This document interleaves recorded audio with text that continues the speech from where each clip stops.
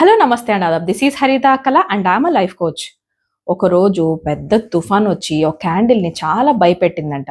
చూసుకో, నా గాలికి ఇంకొద్దిసేపట్లో నువ్వు ఆరిపోతావు అని. కానీ క్యాండిల్ అనిందంట, ఆరిపోతే ఆరిపోతానేమో, కానీ నేను ఎంతసేపు వెలిగానని నాకు తెలుసు కదా, నేనైతే వెలిగిచ్చాను కదా, నా పర్పస్ అయితే ఫిల్ అయింది కదా అని అనిందట. ఒక్కొక్కసారి ఏమవుతుందంటే, మనం చిన్న చిన్న సిచ్యువేషన్స్లో పెద్ద పెద్ద ప్రాబ్లమ్స్ ఎక్కడ వస్తాయో అని భయపడిపోయి ఏమీ చేయకుండా తుఫాను లాగా ఊహించుకొని అక్కడే ఆగిపోతూ ఉండొచ్చు. Yes or no? Are you resonating with me? నిజంగా ఫియర్ మనల్ని భయపెట్టేంత రియాలిటీలో అంత పెద్దగా సిచ్యువేషన్ ఉండదు. సో మరి ఏం చేయాలి అంత భయం వేసినప్పుడు అంటారా? మన ఇన్నర్ స్ట్రెంగ్స్ మీదకి మనం ఫోకస్ చేయాల్సిందే.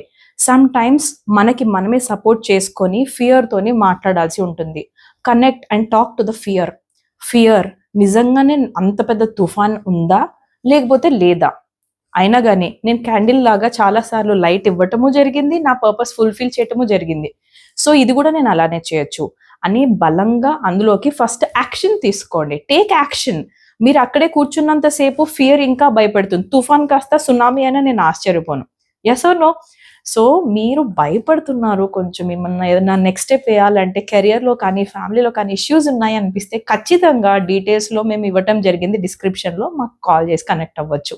బట్ బిఫోర్ దాట్ ఈ వీడియో నచ్చినట్లయితే మాత్రం ఖచ్చితంగా లైక్, షేర్ అండ్ సబ్స్క్రైబ్.